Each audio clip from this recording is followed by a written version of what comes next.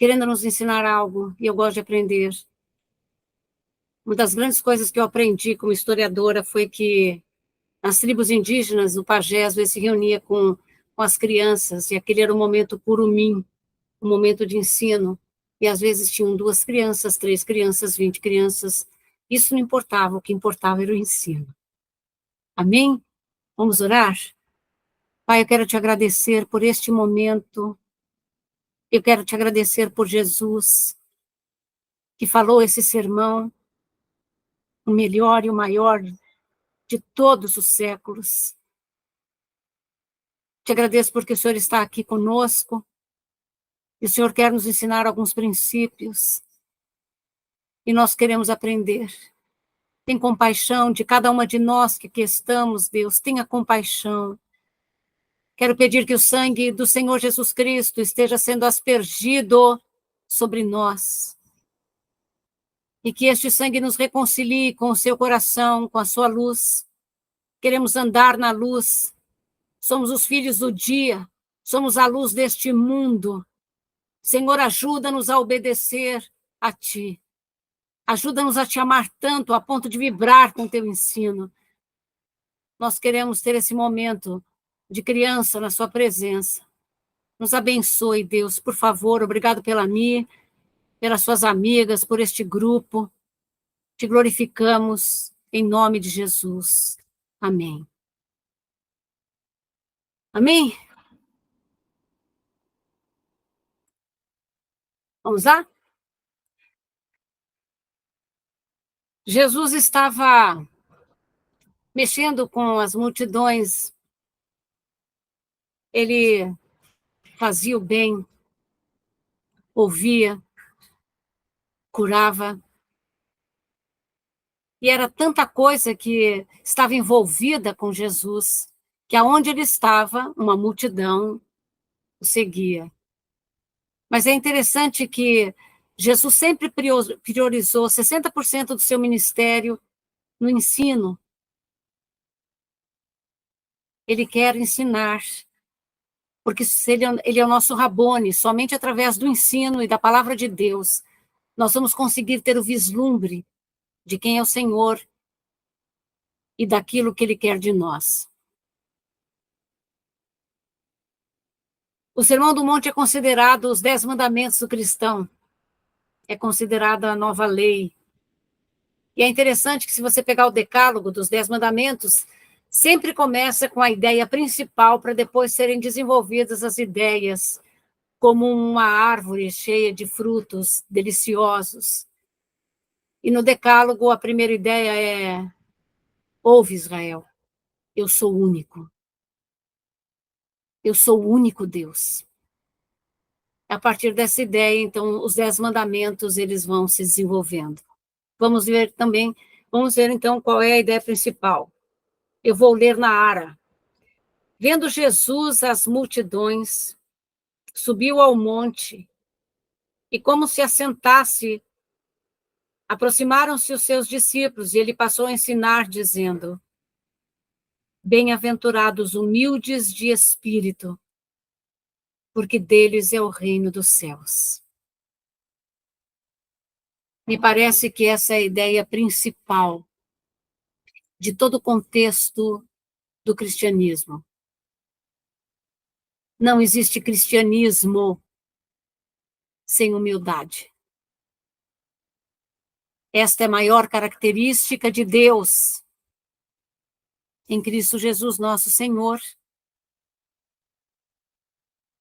A Bíblia fala que o Senhor é tão santo e tão forte, onipotente, onisciente, onipresente. Esses são os atributos que são inacessíveis a nós. Mas que ele amou o mundo de tal maneira que entregou o seu Filho, que enviou o seu Filho, para que todos aqueles que nele crescem seriam abençoados, herdariam a vida eterna. Ora, Jesus é Deus. A base da doutrina cristã é a Trindade. Se Jesus é Deus, ele é onipotente, onipresente, onisciente. mas ele se fez homem. E para que isso acontecesse, a Bíblia fala em Filipenses que ele se esvazia da sua glória, das prerrogativas dele como Deus, que ele se esvazia de tudo aquilo que poderia confundi-lo como um Deus, absolutamente se esvazia e se fez homem. E como homem, veio aqui para servir. Ele não veio dominar. Ele não veio punir. Ele veio servir. Esta é a humildade de Jesus. E é tão interessante que este sermão é bem-aventurado, Macários em grego. Felizes são os humildes. Felizes são aqueles que se esvaziam. Felizes são aqueles que pensam menos em si, mas pensam mais no outro. Humildade não é pensar menos de você. Humildade é pensar menos em você. A tal ponto da sua ofensa ser tão pequenininha, porque o tamanho do seu orgulho é o tamanho da sua ofensa. E eu queria perguntar a você hoje, você é uma pessoa muito ofendida? Tudo te ofende? Tudo parece que está contra você? Se for assim que a gente pensa, a gente vai reajustar hoje um pouco esta visão. Interessante que na última ceia, antes de Jesus preparar, ele diz assim para os discípulos: todo poder me foi dado, tanto nos céus quanto na terra. O Pai tinha falado isso para ele. E depois disto que ele fala, ele diz assim, ele tira suas roupas, coloca uma toalha e vai lavar os pés dos seus discípulos. E ele sabia que Judas estava prestes a traí-lo. E ele lava os pés de Judas. Você lavaria o pé do seu inimigo mortal? Isto é humildade. Humildade é servir. Humildade é estar disposto a não ter proeminência alguma. Humildade é estar disposto a não falar muito de direitos, mas muito de deveres.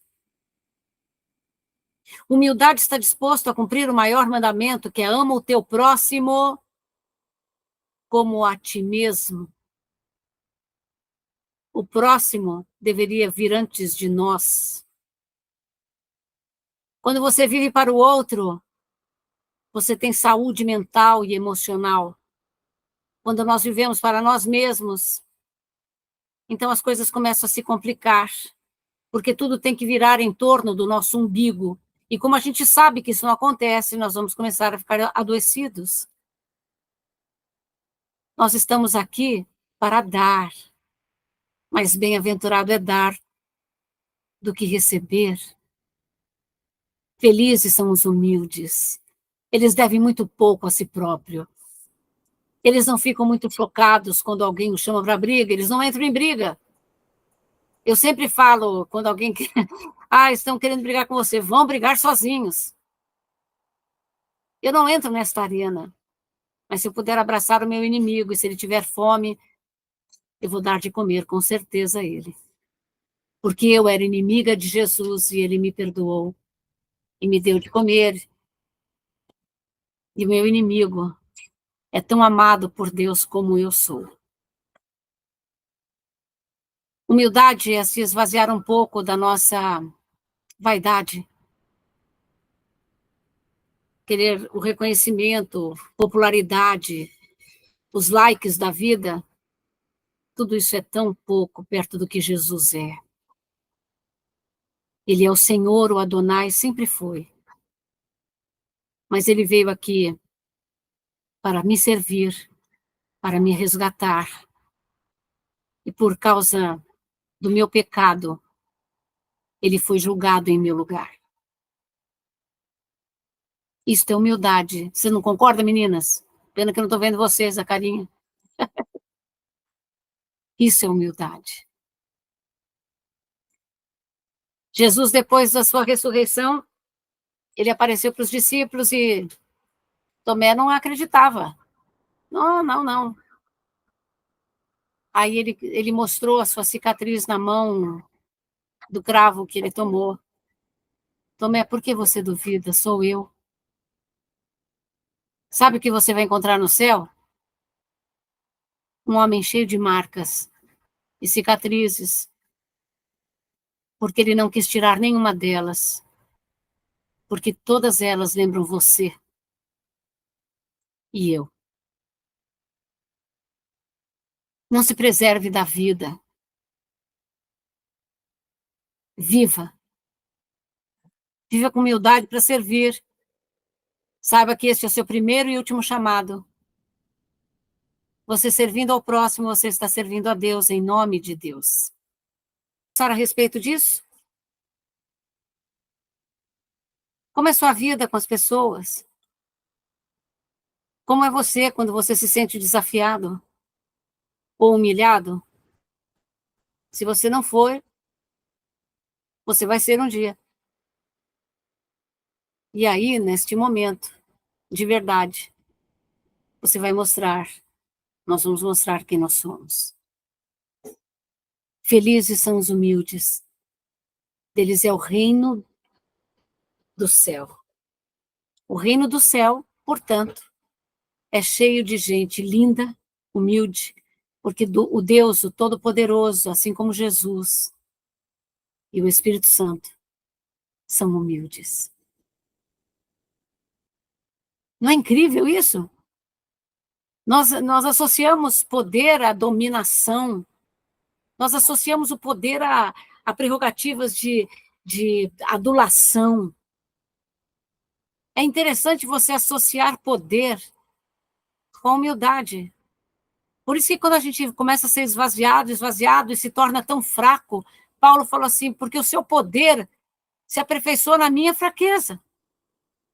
Ele estava tão esvaziado, obrigada, meu bem, de si próprio, que ele se tornou fraco e humilde por amor a Jesus. Vamos repensar na vida, irmãs? Hoje as nossas igrejas só falam de bênção. Você é ungido de Deus. Que Deus vai fazer. Deus vai... Tantas vezes eu ouvi tantas coisas. Deus já fez tudo. Ele está esperando de nós uma atitude para que a gente possa representar melhor o Filho do Deus vivo, o servo sofredor, o humilde Jesus. Ele ainda fala, aprendei de mim que sou manso e humilde de coração. Vamos à frente? Felizes são os que choram, porque serão consolados. Eu não vejo muitas pessoas que choram serem consoladas. Tem alguns choros sem consolo. Do que será que Jesus está falando? Será que é de qualquer tipo de choro? Ou daquele choro de alguém que tem um coração que se importa? Ou daquele choro que chora porque alguém está sendo ferido? Que está em torno de outras coisas tão importantes do que o orgulho e a proeminência do nosso próprio coração, de nos sentirmos traídos ou tantas coisas que acontecem conosco. O choro que Deus consola é o choro talvez que venha do Espírito Santo quando habita em nós e quando a gente olha alguma coisa ou alguém e aquilo que nos importa tanto e a gente começa a chorar o choro de Deus. Eu não sei quais são os motivos que te levam a chorar. Peça sempre o consolo do Senhor. Sempre, com certeza, chore aos pés de Jesus.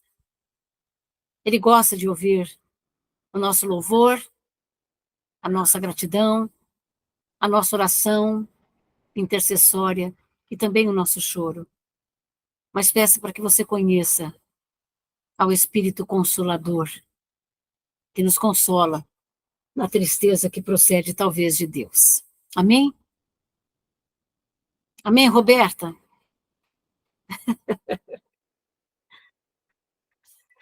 Felizes, bem-aventurados são os mansos, porque eles herdarão a terra. Olha só, isso é uma promessa interessante.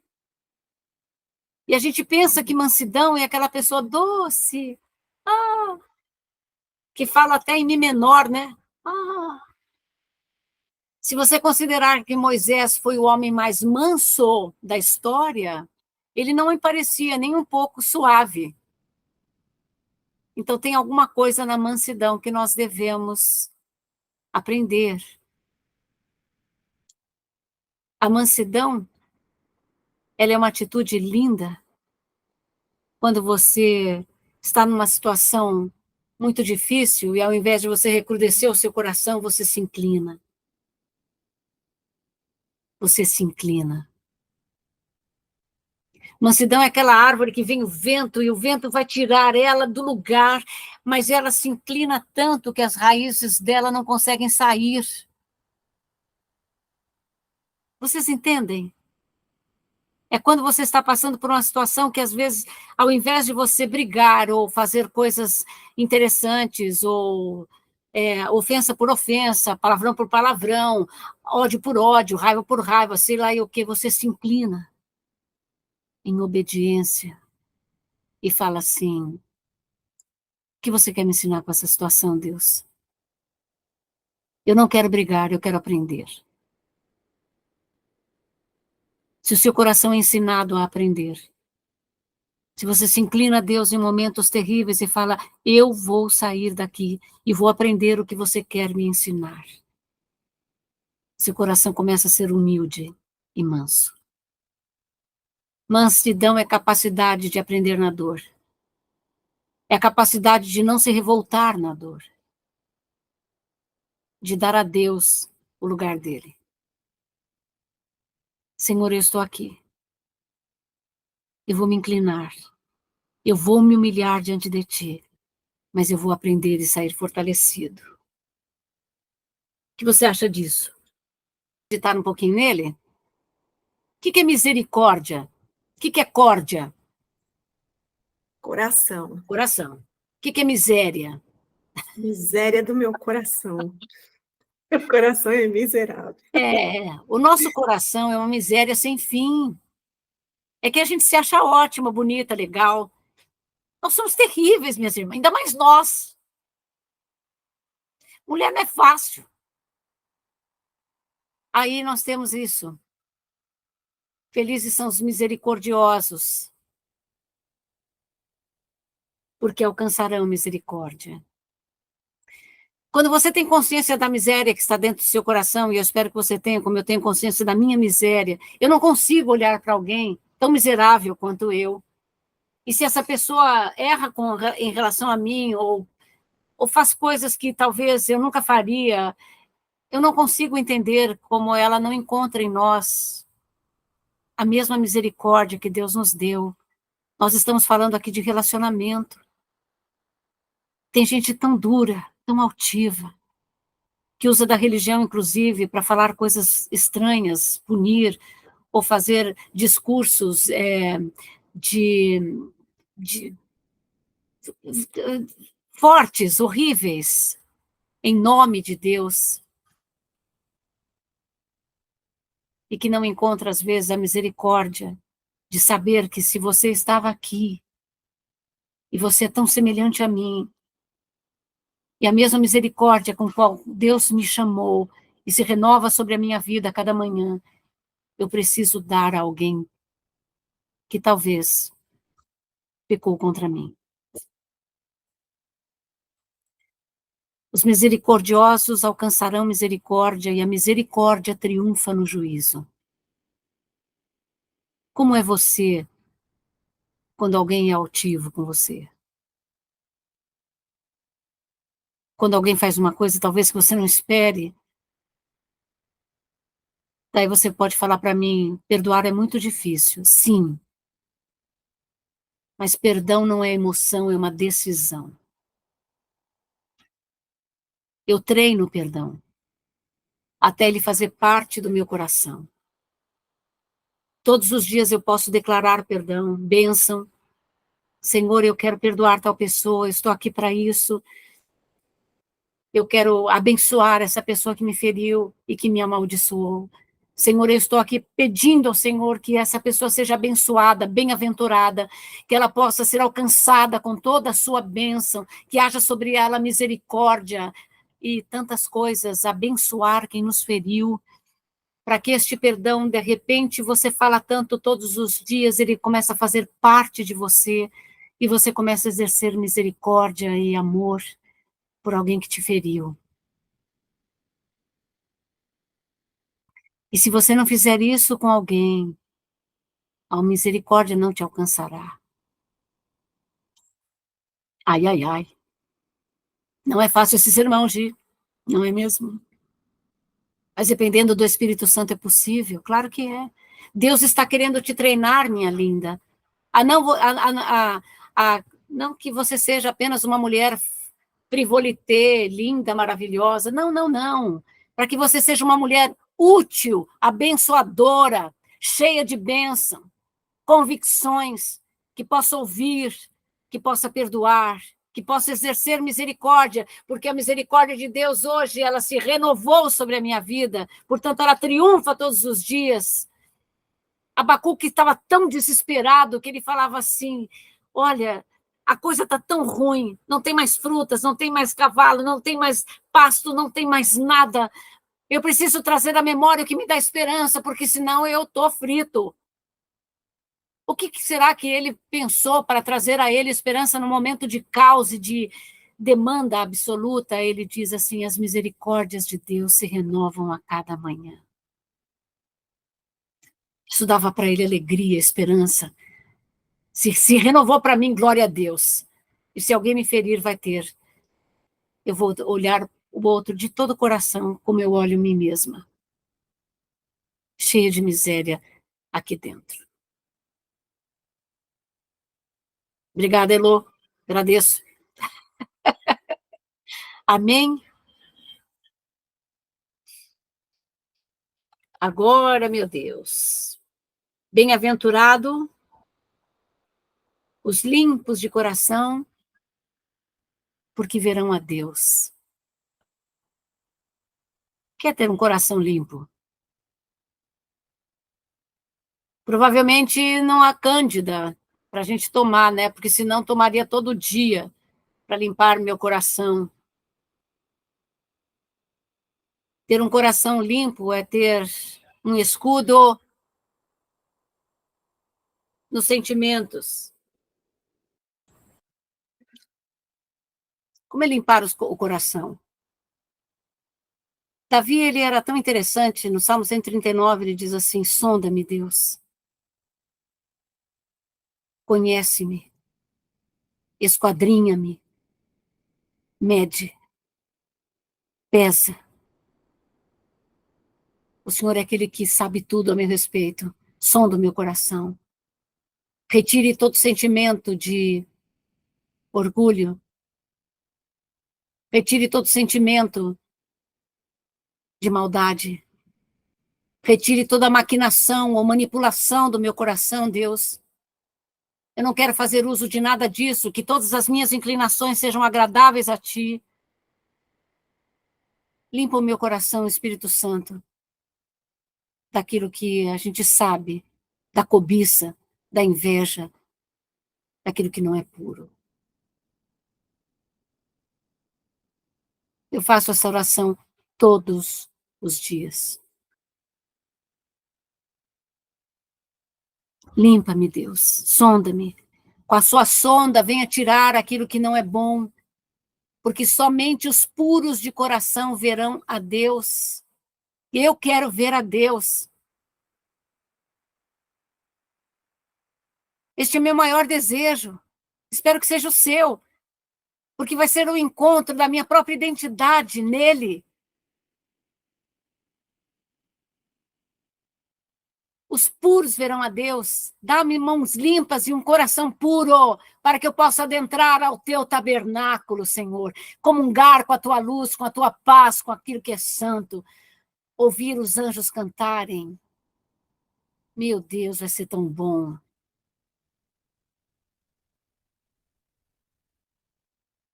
Peça para que o Senhor limpe o seu coração.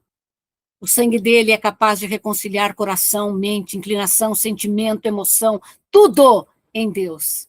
Aí nós vamos ser saradas da nossa psique, não vamos precisar nem de psicólogo. Estou falando sério.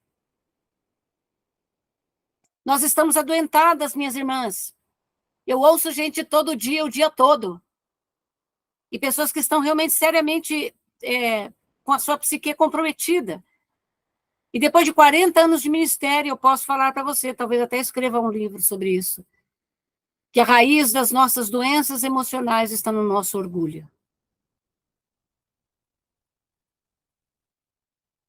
A humildade, por isso que a humildade é incrível. Peça para o Senhor todos os dias, limpa o meu coração, Deus, de qualquer sentimento que não seja seu, de qualquer intenção que não seja sua, de competições tolas para saber quem é mais, ficar tirando para o ímpar, né? Eu sou melhor que você e tantas coisas assim. Bem-aventurado os limpos de coração, porque verão a Deus. Eu quero ver o Senhor de todo o coração. Eu falei para Jesus, por que é que eu não estava vivendo naquele século que você veio, que você assumiu seu ministério aos 30 anos? Eu iria amar ouvi-lo, mas eu vou ouvir. Versículo 9, nós vamos até talvez o 10 hoje. Amém? Versículo 9. Bem-aventurados pacificadores, porque serão chamados filhos de Deus. Ser pacificador não é fácil. Às vezes uma pessoa me traz um dado de alguém que eu concordo, ela está irritada, ou tantas coisas acontecem em famílias, você conhece a sua família, e algumas coisas podem desandar, e se você concorda com aquilo, aí a coisa ferra, sabe? O que é um pacificador? Vou te falar a história que eu contei na igreja. Uma mulher tinha um marido e um filho que não se davam, desde pequeno. Ele não gostava muito do filho, o filho também dele, e eles foram crescendo e os dois começaram a entrar em guerra, em briga. Foi muito, muito ruim o que aconteceu. E aquilo começou a adoecê-la. Então, essa mulher ficou muito doente, foi para o hospital, e as coisas não estavam bem. O hospital chamou o marido e o filho, e o marido estava no quarto. Quando o filho entrou, o marido saiu do quarto. Essa mulher começou a ir embora, e ela manda chamar o marido. O marido entra no quarto, ela pega a mão do marido, a mão do filho, e faz assim no seu peito. E neste momento ela vai embora para Jesus, ela morre. Pacificar é pegar a mão de um e a mão do outro. Foi o que Jesus fez no Calvário. Pegou a mão do Pai, pegou a minha mão no Calvário e disse, está cumprido.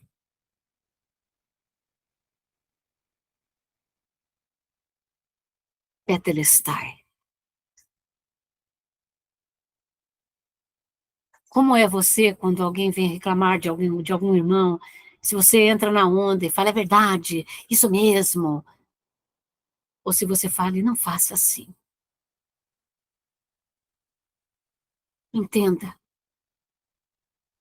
Pegue a sua mão e seja um monumento de pazes entre pessoas que não se dão. Eu quero ser assim. Meu pai foi um grande abusador, infelizmente. Infelizmente.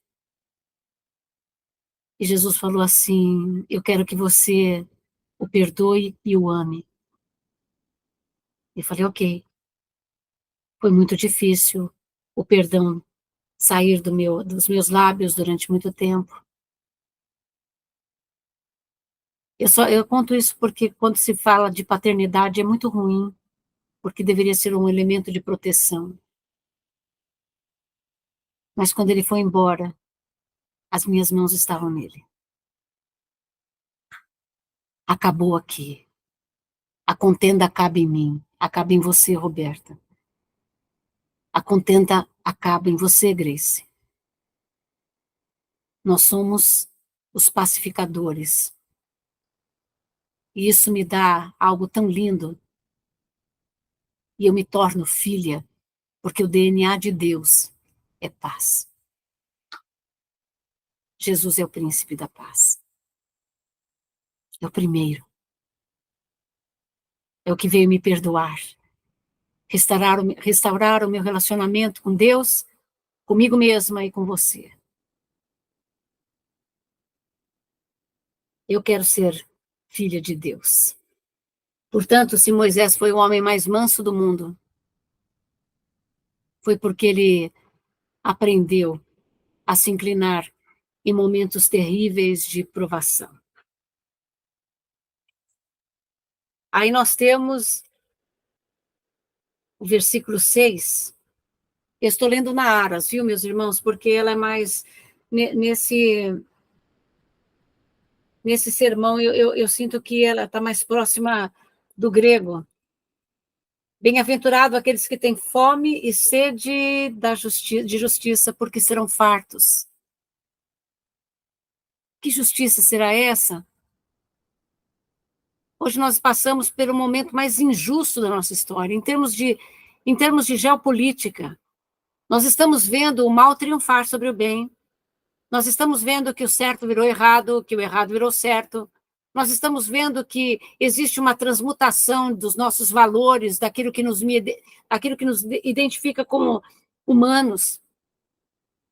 Nós estamos vendo coisas tão absurdas, de verdade. Hoje eu olho e falo, meu Deus, não é possível que eu estou ouvindo isso.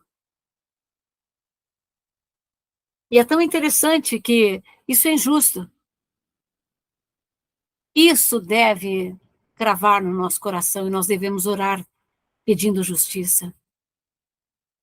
Justiça é ter algo justo. Por exemplo, eu estou vestindo uma calça ajustada em mim. É aquilo que é justo, aquilo que é perfeito. Eu devo ter fome desta justiça, de tudo aquilo que Jesus fez para que nós fôssemos perfeitos, na nossa maneira de falar, de amar, de compartilhar, de existir. Por veredas justas ele me faz caminhar. E isto é interessante, ela é estreita, mas é plana. O Senhor aplanou um caminho de justiça e de paz para nós. Então, não é simplesmente o desejo de, puxa, isso aqui é injusto, aconteceu algo terrível, alguma coisa assim. É um desejo muito mais profundo sobre aquilo que Deus propôs para que nós fôssemos. E nós estamos, às vezes, tão distante daquilo que fomos chamados a ser. Então, o Senhor está propondo algo. Feliz é aquele que tem fome dessa justiça. Eu tenho fome. Eu tenho fome de ser aquilo que Jesus quer que eu seja. Eu tenho fome de descobrir o propósito de Deus para a minha vida, não de me enriquecer. Eu tenho fome de servir e de ser eficaz no meu serviço. Eu tenho fome de ser a luz do mundo e o sal desta terra. Salgar é produzir sede em alguém, salgar é tirar a terra da putrefação, da injustiça. Eu tenho tanta fome. E que nós, meninas, possamos ser saciadas e fartas, se nós tivermos fome da justiça que procede de Deus. Amém? Vou falar para você como é que Deus Queria propor algo a você, para você pensar sobre essa questão. Este é um sermão bastante denso, por isso que às vezes nós vamos... eu estou exatamente. Vamos lá. Vamos supor que você seja um juiz ou uma juíza e está passando por um lugar e você vê um assassinato hediondo, e você sabe quem foi. E você simplesmente vai embora e deixa o cara solto. Você foi conivente com este assassinato, porque você poderia ter feito alguma coisa e não fez. Você concorda comigo? Então, nós somos pecadores terríveis. E se Deus nos deixa, ele está sendo conivente. Então, o que ele faz? Eu vou procurar alguém para castigar, um substituto, para que toda a minha ira pode ser despencada neste substituto, para que eu continue sendo justo. Então, Jesus vem e o meu pecado é transferido para ele no Calvário. Ele é castigado com o meu castigo. Ele satisfez a justiça de Deus. Sendo Deus, ele toma o meu lugar, para que eu possa ser aceita novamente em relacionamento com Deus. Por isso que ele é o cordeiro que tira o nosso pecado. Não que cobre, que tira. Isso é justiça. Se ele fez isso com alguém tão rebelde quanto eu imagino o amor que ele tem por nós.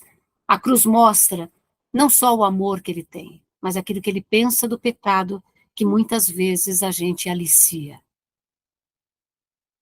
Fique longe do pecado. E fique longe das desculpas que o pecado nos dá. Quando a gente começa a se desculpar com o erro, nós estamos fazendo parte do erro.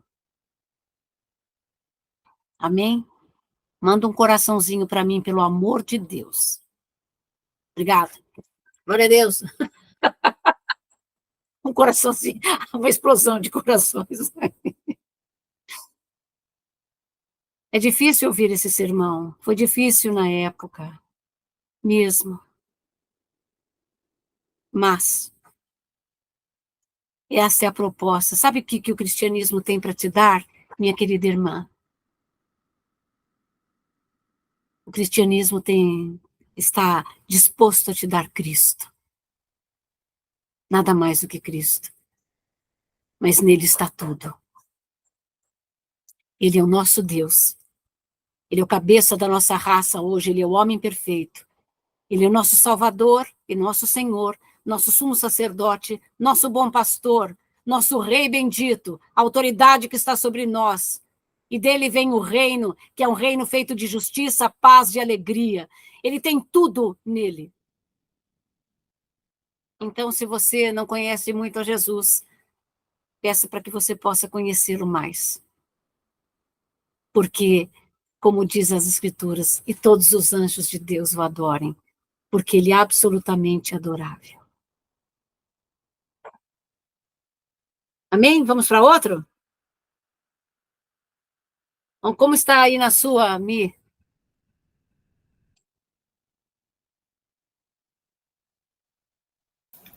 O próximo versículo? É,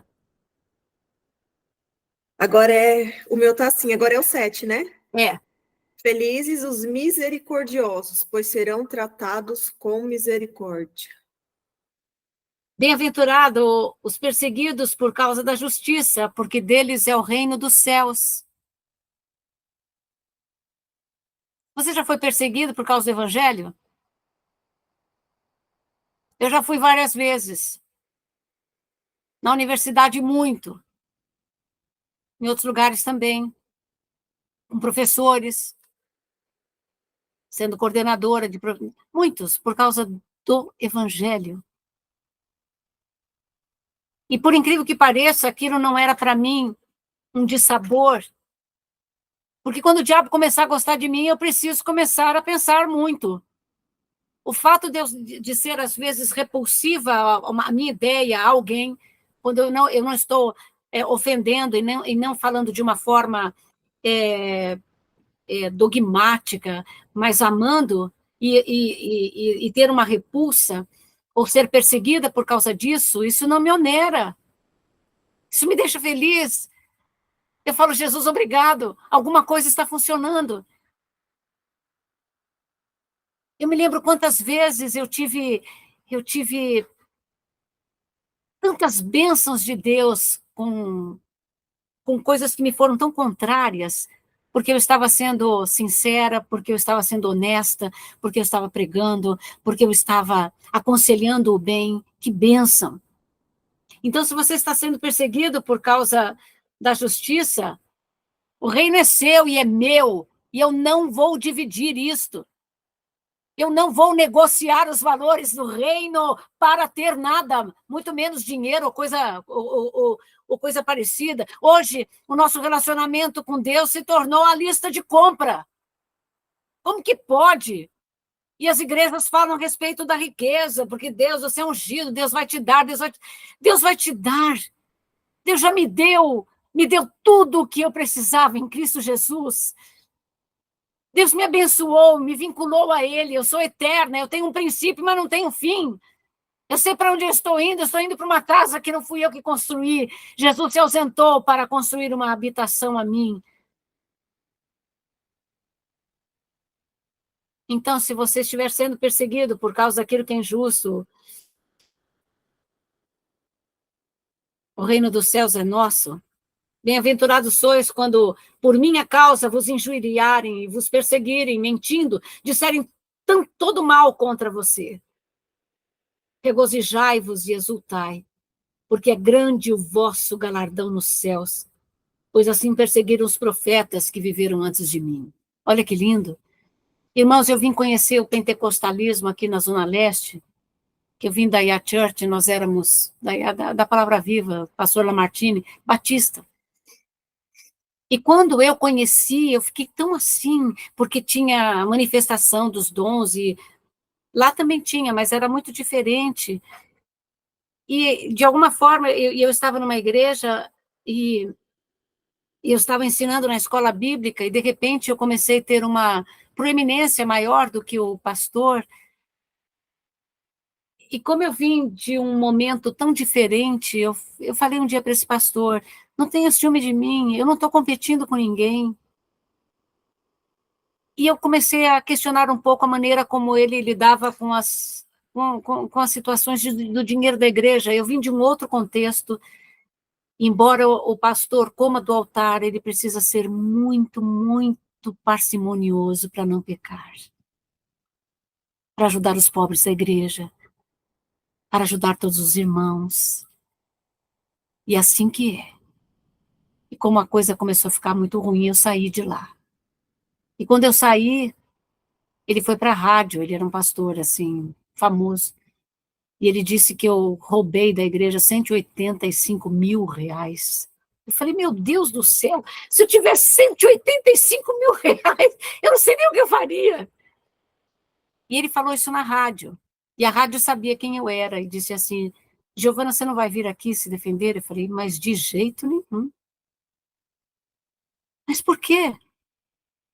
Eu falei, não estou brigando contra irmãos. Mas ele está brigando com você. Eu disse assim, deixa ele vai brigar sozinho. Não foi bom. Eu fiquei triste? Claro que sim. Eu jamais peguei algo de alguém que eu me lembre. Nunca. E eu falei, e eles vem aqui se defender. Não vou me defender. Eu exultei. E falei, Lé, nós vamos ficar aqui quietinho, nós vamos nos ajoelhar. Porque eu sei que vai ser grande o nosso galardão. E foi por causa de algo justo que ele me perseguiu. O problema é dele, não é meu. Eu ainda falei, se Jesus quiser, ele vai vir me socorrer com a minha honra, e foi o que o Senhor fez. Sem eu abrir a minha boca, Jesus foi à minha frente. Até o Lamartine ligou para ele e falou: você não sabe de quem você está falando, não faça isso. Não precisei de nada. Sabe por quê? Porque nós somos o sal da terra e a luz do mundo.